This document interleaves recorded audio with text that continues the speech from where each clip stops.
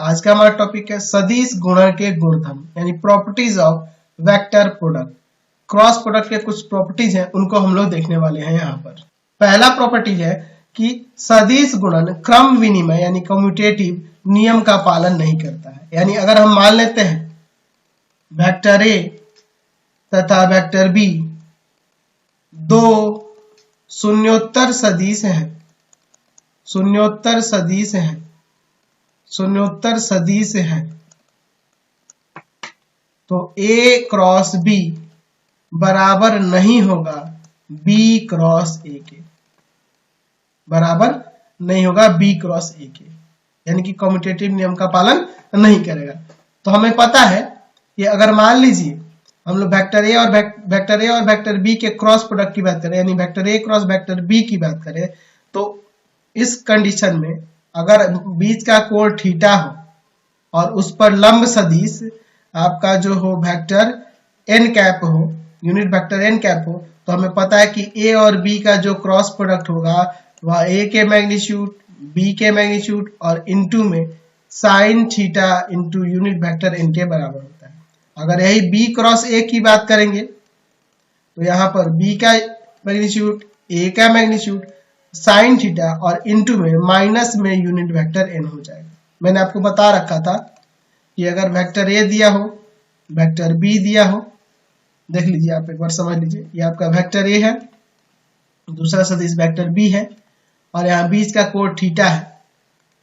अगर हम ए to be यानी ए क्रॉस बी की बात करेंगे तो आपका जो दिशा सदिश होगा यह होगा, इसकी दिशा ये होगी, और अगर बी टू ए यानी बी क्रॉस ए की बात करेंगे तो उसका दिशा सदिश नीचे की ओर होगा, इस तरह से होगा। तो ये इसका निगेटिव वेक्टर होगा, यानी कि माइनस का यूनिट वेक्टर एन होगा, इस तरह से होगा। तो यहां से हमारा अगर हम लोग बात करें ए क्रॉस बी की तो वह आएगा वेक्टर ए का मैग्नीट्यूड, वेक्टर बी का मैग्नीट्यूड, साइन थीटा इंटू में यूनिट वेक्टर एन। लेकिन अगर यही बी क्रॉस ए निकालेंगे तो वह हो जाएगा ए का मैग्नीट्यूड, बी का मैग्नीट्यूड, साइन थीटा इंटू में माइनस का यूनिट वेक्टर एन। यानी कि यहाँ पे ए क्रॉस बी जो होगा ना वह बराबर होगा माइनस के बी क्रॉस ए के। यानी तात्पर्य हुआ कि ए क्रॉस बी बराबर नहीं होता है बी क्रॉस ए के। यानी एक्चुअल में क्या होता है कि दोनों का परिमाण तो समान ही होता है, लेकिन इनकी दिशा जो होती है, विदिशा जो होती है वो अलग अलग हो जाती है, इसलिए बराबर नहीं होते हैं। चलिए अगला प्रॉपर्टी देखते हैं, प्रॉपर्टी नंबर 2। अदिश गुणन के सापेक्ष दो सदिशों का गुणन सहचर नियम का पालन करता है। यानी देखिए यहाँ पे दो सदिश है और एक आपका अदिश है, तो यह आपका सहचर नियम का पालन करेगा। आपको होगा कि सर आपने तो दो सदिशों के लिए बताया था क्रम विनिमय, आप तीन सदिशों के लिए सहचर्य क्यों नहीं बात की? तो हम लोग यहाँ पे दो सदिशों के कार्तीय गुण, दो सदिशों के ही हम लोग सदिश गुणन की बात कर रहे हैं, तीन की नहीं। इसीलिए मैंने आपको एक प्रॉपर्टी नहीं बताई। एक्चुअली में उस प्रॉपर्टी का भी कोई यूज नहीं है आप में। आप अगर आप पढ़ना चाहोगे तो आर डी शर्मा बुक में है वेक्टर ट्रिपलेट, उसमें आप वहां पे पढ़ोगे। तो तीन सदिशों के सदिश गुणनफल के बारे में अभी हमें नहीं पढ़ना है, इसलिए दूसरी प्रॉपर्टी एक और थी जो आपका सहचर्य नियम था वो उसके लिए लागू नहीं करेंगे। प्रॉपर्टी नंबर 2 देखिए, अदिश गुणन, यानी कि यहाँ पे देखिए अदिश कौन है? m है, m एक अदिश है, तो m इंटू वेक्टर ए, तो ये आपका एक सदिश ही होगा। और इसके साथ अगर हम लोग वेक्टर बी का गुना करते हैं, है ना, क्रॉस प्रोडक्ट निकालते हैं, तो वह बराबर होगा m into vector A cross vector B, या बराबर हो जाएगा vector A into M cross B vector की, जहां m क्या है? आपका कोई अदिश है। मैं मान लेता हूं, माना वेक्टर ए तथा वेक्टर बी के बीच का कोण थीटा है। बीच का कोण क्या है? थीटा है। तो जाहिर सी बात है अगर मैं यहाँ वेक्टर ए और वेक्टर बी की बात करूं और इसके बीच का कोण थीटा कहूं, इसके बीच का कोण क्या कहूं? थीटा कहूं, इसके बीच का कोण थीटा कहूं, तो m vector a cross vector b, यानी कि m वेक्टर a और वेक्टर b इन दोनों के बीच का कोण भी थीटा ही होगा, क्योंकि m गुना बढ़ जा रहा है, इसकी लंबाई m गुना हो जा रही है। वेक्टर a जो है m गुना हो जा रहा है, यानी कि हो सकता है कि वो बड़ा हो जाए, छोटा हो जाए, m गुना हो जा रहा है, जो भी हो, तो आपका कोण में तो कोई परिवर्तन नहीं आएगा। तो यहाँ लिखेंगे कि यदि m का मान 0 से बड़ा हो। अब कहोगे कि सर ये 0 से बड़ा क्यों ले रहे हैं? देखिए, अगर मैं यहाँ 0 से छोटा कर दिया, m का मान 0 से छोटा कर दिया, तो ये निगेटिव वेक्टर हो जाएगा। तो निगेटिव वेक्टर के लिए हमें इधर बनाना होगा। तो इस कंडीशन में कोण आपका कितना लेना पड़ जाता है? Pi minus theta. ध्यान रखेंगे इस बात को। तो यहां मैंने लिया है कि m का मान 0 से बड़ा है तब, यानी पॉजिटिव है तब, तो यही मान आपका वेक्टर ए ही आपका 2 गुना 5 गुना 8 गुना कुछ होगा, जितना m का मान होगा उतना गुना होगा, लेकिन m पॉजिटिव में होगा तो इस तरह से होगा। अगर a निगेटिव लेते तो कोण इधर बनने लगता। समझ गया ना बात को?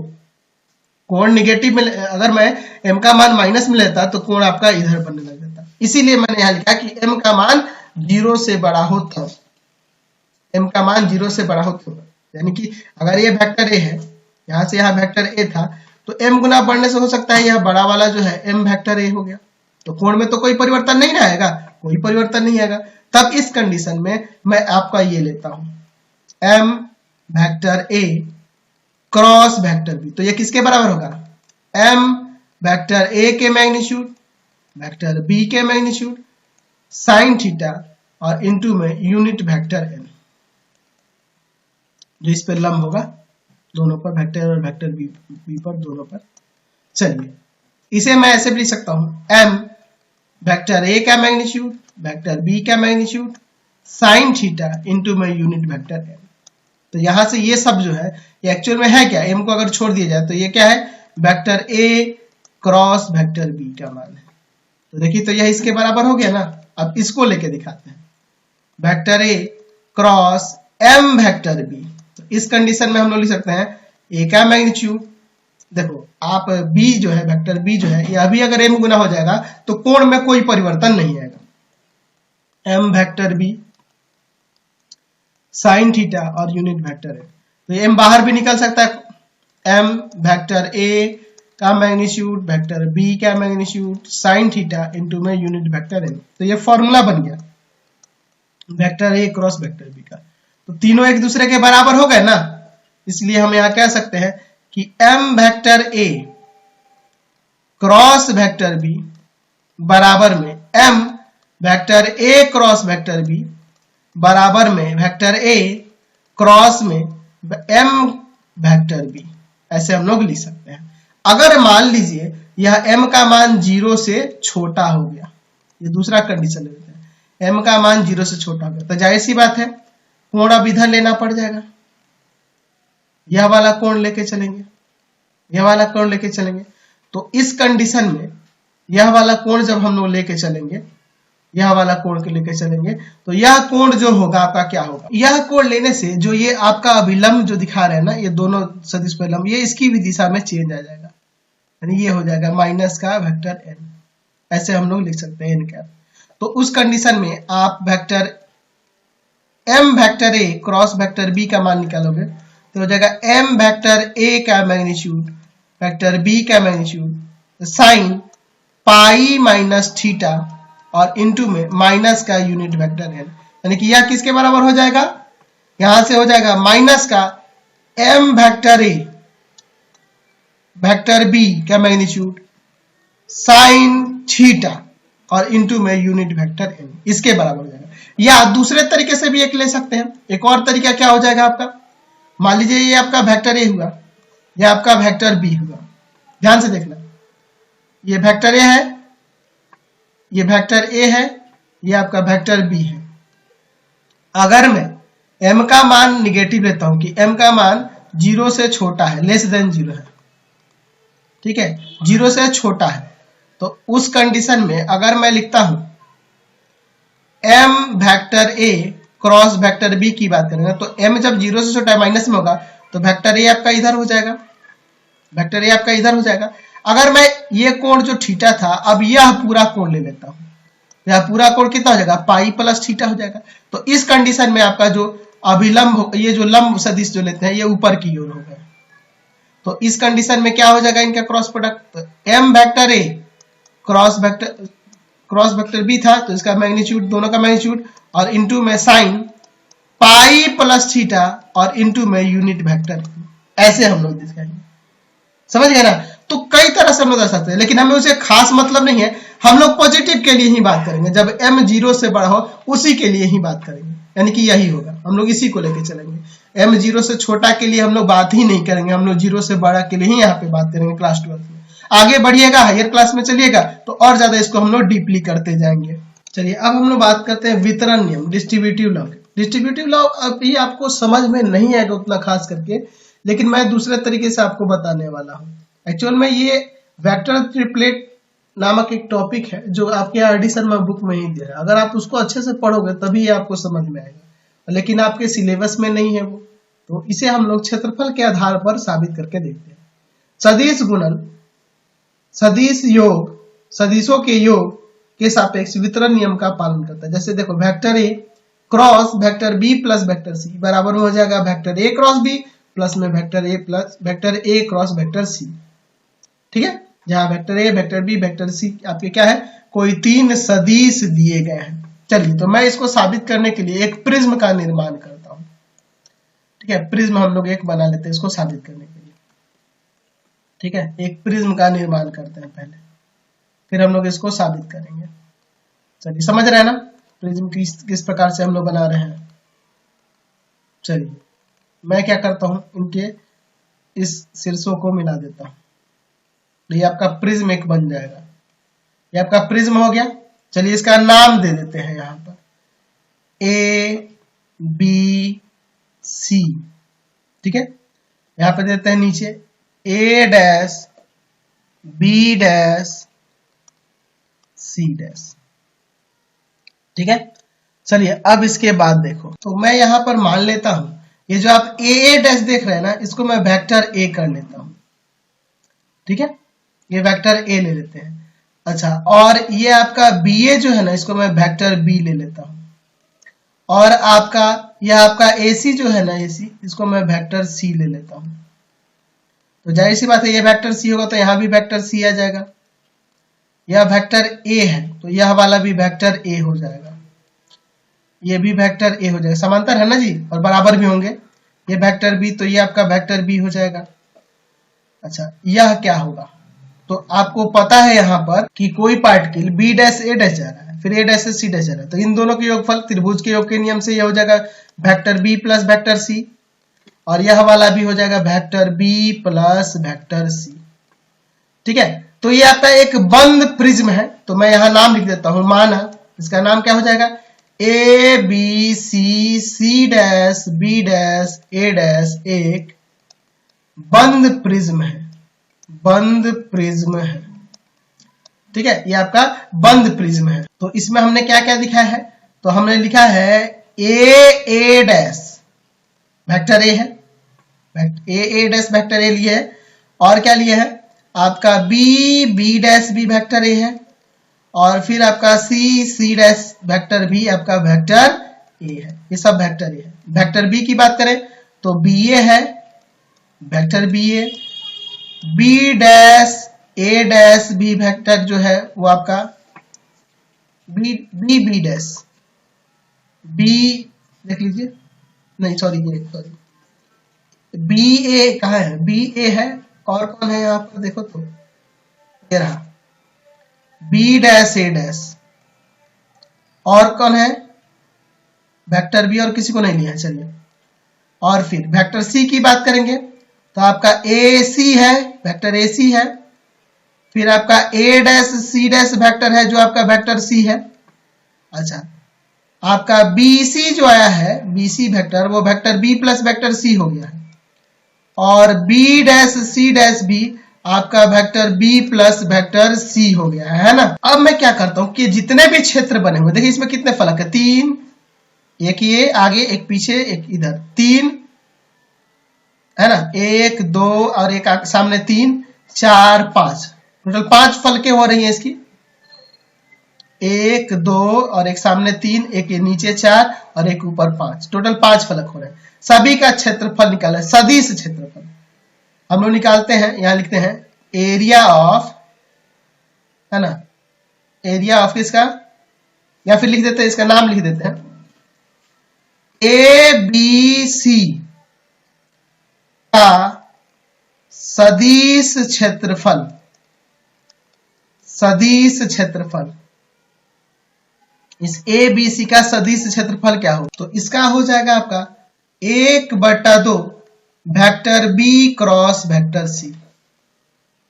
ठीक है, इसके दो आसन्न भुजाएं लेंगे ना जी, उसका सदिश क्षेत्रफल यही हो जाएगा।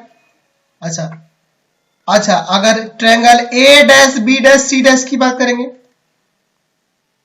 का सदिश क्षेत्रफल, इसका सदिश क्षेत्रफल क्या होगा, तो इसका सदिश क्षेत्रफल जो हो गया है वह 1/2 vector C cross vector B के बराबर होगा ना, यही ना होगा आपका।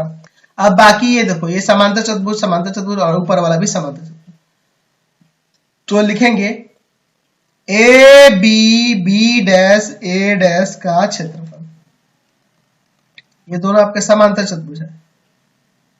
ठीक है, तो vector B cross vector A, यही ना हो जाएगा आपका।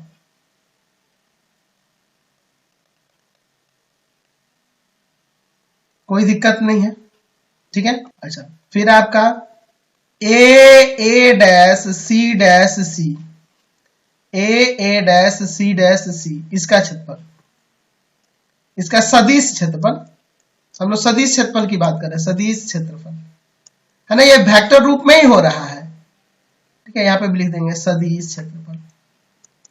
ठीक है, क्षेत्रफल नहीं निकाले, इसका मैग्नीट्यूड निकालते तब ना वो क्षेत्रफल होता, तो हम लोग सदिश क्षेत्रफल की बात कर रहे हैं। तो क्या हो जाएगा, यह हो जाएगा आपका सी क्रॉस ए। ठीक है, अच्छा, अब और बात कर लेते हैं। अब इसमें कौन सा तल बच गया आपका, ये सामने वाला, ये वाला, लिखेंगे बी डैश सी का क्षेत्रफल, का सदिश क्षेत्रफल, सदिश क्षेत्रफल, यानी ये सामने वाले फ्रंट का, इसका।